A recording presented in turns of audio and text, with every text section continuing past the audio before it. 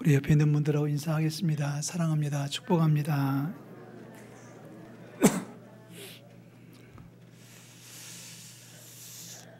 지난 한 주간 또 어렵게 살아왔어요.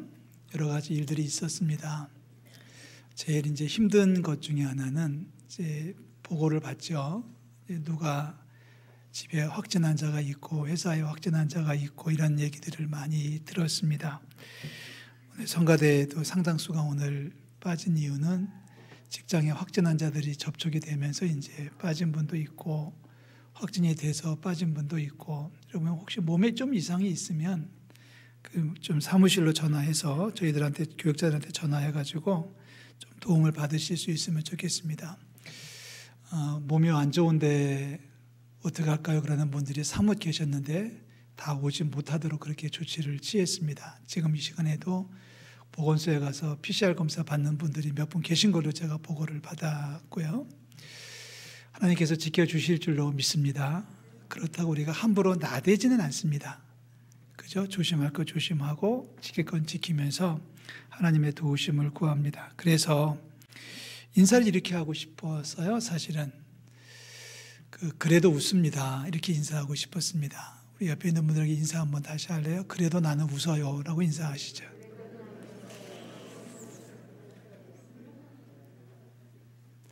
우리 주 안에서 마음껏 웃고 사시기를, 웃으면서 사시기를 주의 이름으로 축복합니다. 오늘 설교 말씀을 나누면서 몇 번이나 웃을 수 있을는지요? 웃으면 복이 오는 줄로 믿습니다. 지금부터 웃을까요? 많은 분들이 저를 오해하고 계시더라고요. 저는 엄청 착하게 살았던 것으로 오해하시는데 저도 사실은 엄청나게 개구장이었었습니다.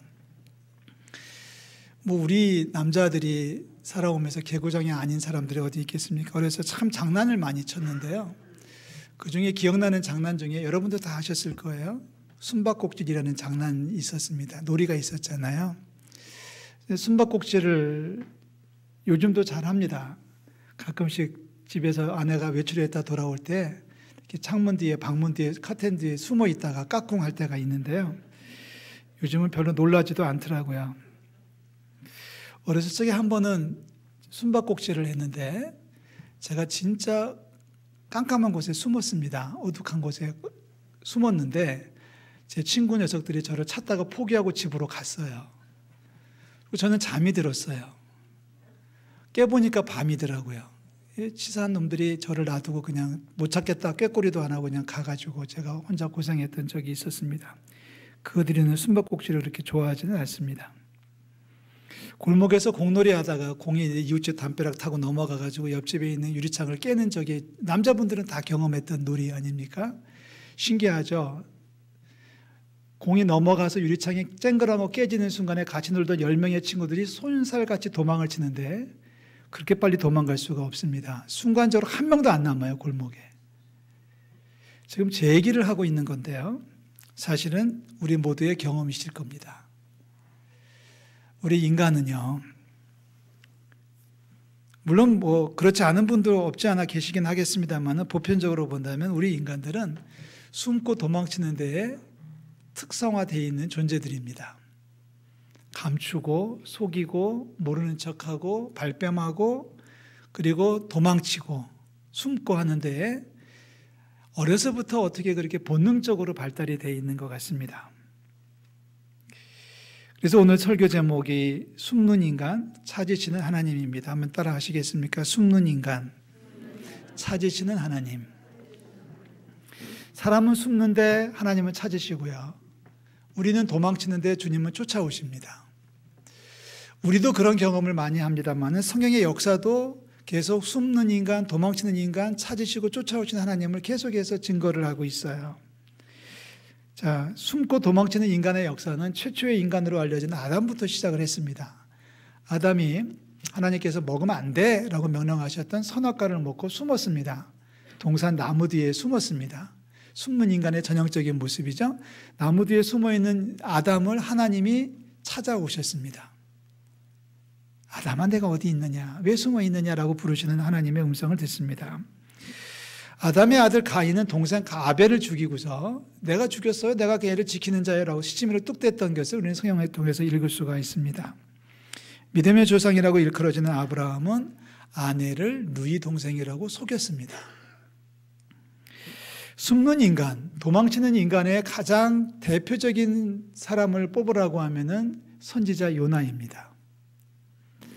하나님께서 요나에게 동쪽으로 가서 하나님 말씀을 증거하라고 했더니 요나는 싫다고 뿌리치고 서쪽으로 배를 타고 도망을 쳤습니다. 그 모습을 성경은 이야기하죠. 하나님의 얼굴을 피해 도망을 쳤더라, 이렇게 기록하고 있습니다. 하나님의 얼굴, 하나님의 낯을 피해서 요나가 도망을 쳤다. 하지만 하나님은 기어이 추격하셨고 요나를 원래의 자리로 되돌려 놓으셨습니다. 다시 말하지만 무슨 일이 벌어지면 우리는 도망치고 숨어야 되는데 대단히 빠르게 행동합니다. 그렇지만 하나님은 우리를 찾아오십니다. 도망치는 인간, 추격하시는 하나님의 모습입니다. 분명히 믿습니다. 하나님은 사랑이십니다. 할렐루야. 하나님은 사랑이시잖아요. 사랑의 하나님은 언제나 끈질기게 끝까지, 세상 끝까지 우리를 찾아내셔서 추격하시는 하나님이신 줄로 믿습니다. 자, 죄를 범하고 하나님의 말씀을 떠나서 세상 가운데 빠져서 허덕거리고 있는 우리들을 하나님이 찾아오셨어요. 인간의 모습을 입고 인간의 모습으로 이 땅에 찾아오셔서 우리 가운데 오신 하나님, 우리는 그분을 예수 그리스도라고 부릅니다. 죄에 빠져서 죽을 수밖에 없는 우리들을 향해서 하늘 보좌를 버리시고 찾아오셔서 우리 가운데 당신의 몸을 보여주신 분이 바로 예수 그리스도예요. 그분이 예수님께서 십자가에 달려 죽으셨습니다. 그런데 십자가에 달려 죽으실 때도 제자들은 이상하게 반응하지 않습니까? 한 사람은 예수님을 모른다라고 3번이나 부인하고, 어떤 녀석은 죄송합니다, 말이 거칠어져서, 어떤 제자는 기억한 거 그냥 할게요. 어떤 녀석은 옷도 안 입고 도망을 쳤고요. 다른 제자들은 다 숨어버리고 도망을 쳐서 흩어졌습니다. 그러나 예수님은 죽은 자 가운데 사흘 만에 부활하셨습니다. 할렐루야. 예수님이 부활하시는 그 시각에 대해서 요한복음 20장 1절은 정확하게 지적을 해주고 있습니다. 20장 1절에 보니까 안식 후 첫날 일찍이 아직 어두울 때라고 하는 시간을 표시해주고 있어요. 그러니까 그 시간에 예수님이 이미 부활하셔서 우리 가운데 오신 분이에요. 그런데 안식 후 첫날 일찍이 아직 어두울 때에 부활하신 주님께서 그날 저녁에 제자들을 찾아오셨습니다. 오늘 우리가 읽었던 19절 말씀이죠. 19절 앞에 보니까 이날 곧 안식 후 첫날 저녁 때에 라고 되어 있습니다. 그날, 이날 안식 후 첫날 저녁 때, 그러니까 아침에 새벽에 부활하신 주님께서 저녁에 찾아오셨습니다. 제자들은 뭐하고 있었나요? 19절 보니까 제자들은 유대인들을 두려워하여 모인 곳에 문들을 닫았다. 뭘 닫았다고요? 문들을 닫았다는 말은 정말 집요하게 표현하는 거죠. 현관문만 딱 잠근 게 아니라 혹시라도 누가 들어올까 봐 창문도 닫고 쪽문도 닫고 뒷문도 걸어 잠그고 무서워서 숨어있는 제자들입니다. 제자들이 유대인들이 두려워서 모인 곳에 문들을 닫았는데, 자, 사랑입니다. 복음입니다. 예수님께서 찾아오셨습니다. 예수께서 오사 가운데 서서 이르시되 너희에게 평강이 있을지어다. 제자들을 버리지 아니하시고 제자들을 포기하지 아니하시고 제자들의 말을 하나님 주님의 말씀대로 순종하지 않은 제자들이지만, 무서워서 벌벌 떨고 숨죽이고 숨어있는 제자들이지만 예수님은 찾아오셨고 그 가운데 서셔서 먼저 입을 열어 말씀하시는데 뭐라고 말씀하셔요? 평강이 있을지어다. 축복하셔요. 그리고 나서 이 말씀을 마치신 예수님께서 20절에 보니까 손과 옆구리에 상처를 보여주셨어요. 4일 전에 찔린 자리이기 때문에 아직까지 완벽하게 상처가 아물지 않았을 것이 분명하지 않습니까? 여전히 피가 흐를 수도 있고 여전히 고름이 날 수도 있는 그 자리를 예수님은 보여주십니다. 그 상처를 보여주시니까 비로소 제자들이 그것을 보고서 기뻐했다라고 성경은 기록합니다. 그랬더니 예수님께서 또 말씀하시는데요. 21절에 보니까 평강이 너희에게 있을지어다. 너희에게 평강이 있을지어다. 그리고 나서 제자들에게 사명을 주십니다. 아버지가 나를 보냈지 않았느냐? 나도 너희들을 보내겠다 라고 말씀을 하셨습니다. 자, 이 말씀을 종합해서 보면 예수님께서 하시는 말씀은 분명합니다. 숨어서 벌벌 떨고 있는 제자들에게 야, 이놈들아, 왜 벌벌 떨고 숨어 있는 거야? 괜찮아. 평강을 내가 줄 테니까 일어나서 내가 너희들을 세상에 보낼 테니까 나가. 내가 함께 해줄게. 내가 지켜줄 테니까 벌벌 떨지 말고 숨어 있지 말고 나가라고 말씀하시는 거죠. 그리고 나서 예수님은 22절에 숨을 내쉬셨습니다. 뭐를 내쉬셨다고요? 숨을 내쉬셨다. 누구를 향해서? 22절에 보니까 그들을 향해서 숨을 내쉬셨습니다. 그러니까 이 말은 무슨 뜻이에요? 예수님이 호흡이 딸려서 호흡을 가다듬기 위해서 심호흡을 했다는 뜻이 아닙니다. 예수님이 속이 상해가지고 한숨을 짓거나 탄식하셨던 숨이 아닙니다. 예수님은 뭔가 당신의 속에 있는 것을 제자들에게 뿜어주시는 거예요.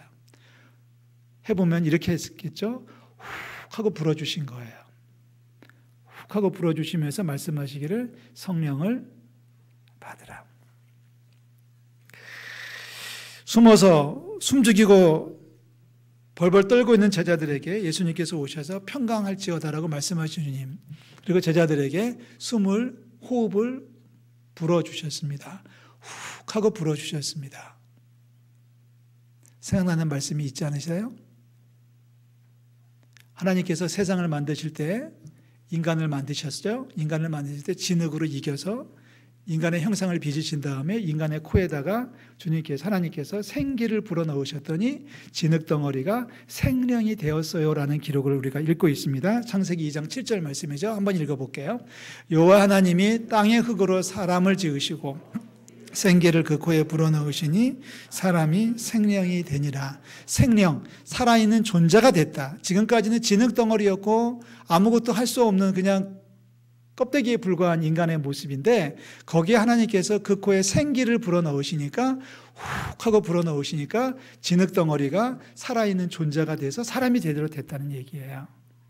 이 창세기 2장 7절의 말씀과 오늘 우리가 읽고 있는 20장의 이 말씀은 통하는 부분이 있습니다. 진흙덩어리는 사람이 아닙니다. 그런데 하나님이 생기를 불어넣으시니까 살아있는 존재, 생명이 되었습니다. 세상에 무서워서 벌벌 떨고 있는 제자들은 제자가 아닙니다. 아무것도 할 줄 모르고 뭘 해야 될지도 모르고 벌벌 떨고 있고 숨쉬고 있는 제자들 가지고 뭘 하겠습니까? 그런데 예수님이 찾아오셔서 제자들에게 숨을 불어넣어 주셨습니다. 그렇게 하심으로 인해서 비로소 제자가 참 제자가 되고요. 비로소 제자들이 자기의 사명을 감당할 수가 있었던 것입니다. 이게 부활입니다. 우리가 부활을 기다리는 이유가 바로 여기에 있습니다. 다시 얘기하지만 정확히 얘기합니다. 부활절을 기다리지 마시고요. 부활을 기다리셔야 됩니다. 4월 17일은 예수 안 믿는 사람도 4월 17일은 다 맞이할 겁니다. 그들도 얘기할 거 오늘이 교회에서 지키는 부활절이네. 그 정도 가지고는 승부가 나지 않습니다. 부활절이 되는 게 문제가 아니라 부활하신 주님이 우리 가운데 오셔서 우리의 코에 생기를 불어넣으셔서 우리가 진정한 하나님의 사람으로 거듭나는 축복이 있어야 될 줄로 믿습니다. 사랑하는 성도 여러분, 예수님은 제자들에게 숨을 불어넣으심으로 부활을 완성하셨습니다. 이제 우리가 주님의 숨결을 느껴야 됩니다. 주님 우리 가운데 찾아오셔서 우리 가운데 숨을 불어넣으셔서 우리 가운데 성령을 주실 때 우리가 성령으로 충만해지는 역사가 있기를 주의 이름으로 축복합니다. 은혜의 보좌 앞에 담대히 나오십시오. 나무 뒤에 숨지 마십시오. 하나님의 얼굴을 피해서 도망치려고 하지 마십시오. 엉뚱한 방향으로 도망치지 말고 주님과 함께 같은 곳을 바라보고 주님과 함께 같은 방향으로 걸어갈 수 있다면 우리는 세상에서 승리할 줄로 믿습니다. 숨지 마십시오. 하나님 앞에 숨었다고 해야 얼마나 숨을 수 있겠습니까? 재밌는 얘기 하나 해드릴까요? 여러분, 타조라는 짐승을 보셨습니까? 어떻게 생겼습니까? 타조가 얼마나인가요? 꼭 그 유튜브 애들한테 물어보는 것 같아요. 타조가 얼마나 그랬더니 커요. 그냥 얼마나 크냐고요, 글쎄. 제대로 자란 타조는 키가 2m 50입니다. 저보다 조금 더 크죠. 2m 50이니까 조금 더 크고 체중은 많이 나가면 150kg까지 나간다고 합니다. 알 하나의 무게가 1.3kg, 1.5kg. 알 하나가. 타조가 새인가요? 아닌가요? 새인가요? 왜 새인가요? 날지도 못하는데요. 타조는 현존하는 조류 가운데서 가장 덩치가 큰 새로 기록이 되어져 있습니다. 다만 날개가 태화되면서 다리가 발달했고 다리가 발달하면서 날개가 태화돼서 날지는 못하지만 잘 뜁니다. 그래서 한번 달리기 시작하면 최고 속도 1시간에 시속 80km까지 달릴 수 있는 존재입니다. 이 타조가 좋은 기능이 하나가 있는데요. 그 중에 하나가 눈입니다. 눈이 좋아서 타조는 멀리 있는 것을 식별할 수 있는 시력을 가지고 있습니다. 그걸 우리식으로 표현해. 우리는 지금 눈이 좋으면 1.5 이렇게 얘기하는데 어떤 과학자가 거기서 산수를 했는데 타조의 시력을 23.5로 계산하더라고요. 어느 정도 눈이 좋은 거냐면 20km가 떨어져 있는 곳에 있는 사물을 분별할 수 있는 능력이 있습니다. 어린아이가 사과를 먹고 있을 때 타조가 20km에서 바라보고 얘기합니다. 쟤 사과 먹네. 귤을 까먹고 있으면 쟤 귤 먹네. 이 정도로 분별할 수 있는 게 타조의 시력이라고 알려져 있습니다. 그런데 타조 이야기를 하는 이유가 있어요. 타조의 습성 가운데 정말 웃기는 습성이 하나가 있는데요. 적이 쫓아오면 타조는 도망을 칩니다. 한참을 도망치던 타조가 모래밭에 아니면 덤불 속에다가 얼굴을 박습니다. 얼굴을 요만큼 박고 말합니다. 생각합니다. 어휴 다행이다. 간신히 따돌렸네. 나 숨었는데 못 보겠지라고 생각하는 게 타조의 습성입니다. 그것을 타조들의 행동이라고 표현합니다. 영어로 심리학에서는 오스트리치 빌리프라고 얘기합니다. 자기 혼자 생각해서 안전하다고 생각하지만 사실은 위험에 노출되어 있는 사람, 자기 혼자 생각해서 잘했다고 생각하지만 사실은 엄청나게 잘못하고 있는 사람을 빗대어 이야기할 때 타조 같은 행동한다, 타조같이 어리석은 놈이다 라고 이야기를 하고 있습니다. 얼굴은 숨겼지만 몸통은 다 밖에 나와 있기 때문에 그렇습니다. 중국 사람들은 이 타조의 습성을 이야기하면서 장두노미라고 얘기합니다. 어려운 한자 성어인데요. 장두노미. 머리는 감추고 그런데 꼬리는 이슬에 젖는다 이런 뜻입니다.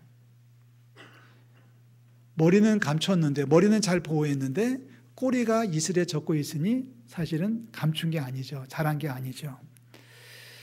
장두노미입니다. 이 장두노미라고 하는 이 말을 우리나라에서는 뭐라고 하는지 아십니까? 우리나라 말로는 뭐라고 하는지 아십니까?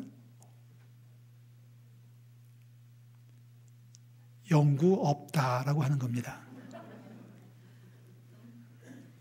친구들이 놀러와서 귀찮게 하고 막 협박을 하는데 영구가 집안에 숨었잖아요.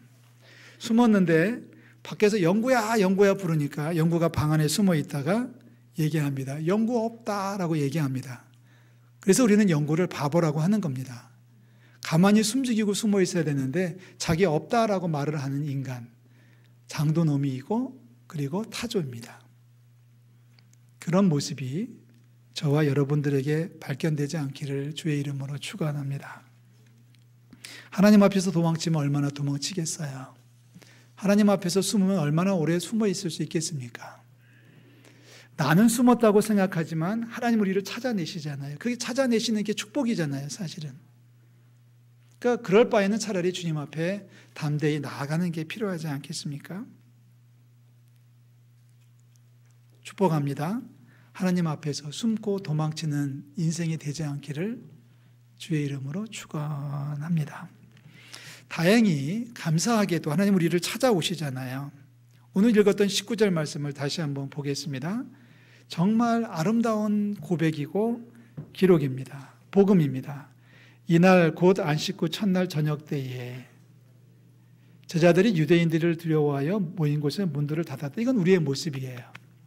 사람들이 무섭고 세상이 무섭고 앞날에 대해서 걱정이 많다 보니까 아무것도 하지 못하고 벌벌 떨고 있는 것은 어찌 보면 저와 여러분들의 모습일 수 있습니다. 그런데 주님은 사랑이십니다. 주님께서 어떻게 하셔요?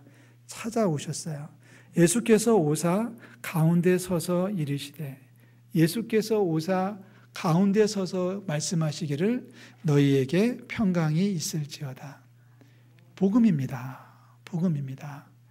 세상이 두렵고 앞날이 걱정이 돼가지고 아무것도 하지 못하고 벌벌 떨면서 숨어있는 우리들을 하나님이 찾아오셔서 우리에게 평강을 선물하시는 하나님, 예수 그리스도의 사랑이 우리 가운데 차고 넘치는 줄로 믿습니다. 정말 멋있잖아요. 만약에 예수님이 오시지 않았으면 어떻게 될 뻔했어요? 만약에 예수님이 오셔가지고 이놈들하고 야단을 치셨으면 어떻게 될 뻔했어요? 만약에 예수님이 오셔가지고 이놈들 하라는 것은 안 하고 도망만 치고 숨겨나고 한다면서 회초리를 들이대셨으면 어떻게 될 뻔했어요? 정말 무서운 말이죠. 너희들 그렇게 할 거면 이제부터 나랑 관계 끊자라고 하셨으면 어떻게 될 뻔했어요? 그런데 예수님은 찾아오셔서 너희에게 평강이 있을지어다라고 말씀하시고,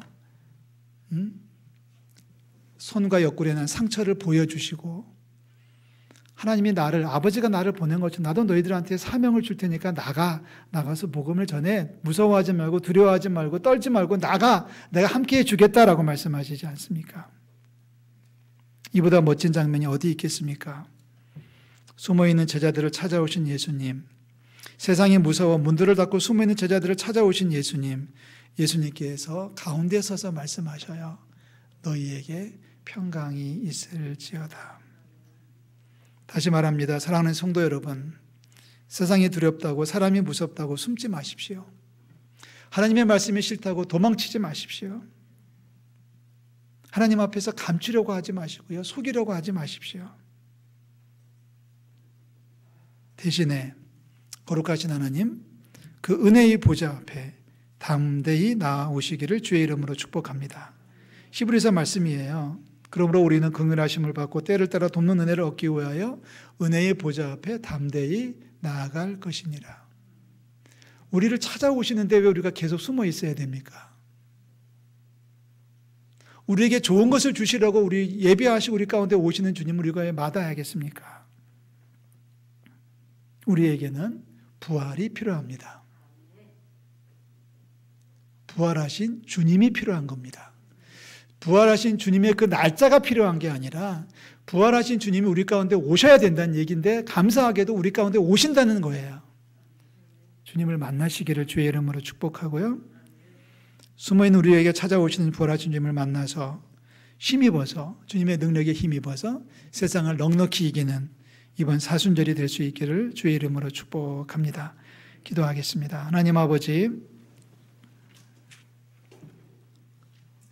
세상이 두렵고 무서워서 숨을 수밖에 없습니다. 그러나 저희들을 버리지 아니하시고 계속해서 찾아오시는 주님 앞에 감사와 찬송을 올려드립니다. 무서워 떨고 있는 제자들을 찾아오셔서 평강을 선물하시는 주여, 우리 가운데 오셔서 평강을 허락하여 주시고 하나님 나라로 인도하여 주시옵소서. 사순절을 보내며 부활하신 주님의 그 날을 기다리며 부활하신 주님을 고대하며 은혜의 보좌 앞에 담대히 나아갑니다. 아버지, 우리를 받아주시고 사랑하여 주시고 품에 안아 주실 줄로 믿습니다. 이번 사순절을 보내면서 부활하신 주님을 만나는 역사를 허락하여 주시옵소서. 변하여 새 사람 되는 축복을 허락하여 주시옵소서. 성령 가운데 지켜 인도하여 주시옵소서. 예수 그리스도의 이름으로 기도하옵나이다. 아멘.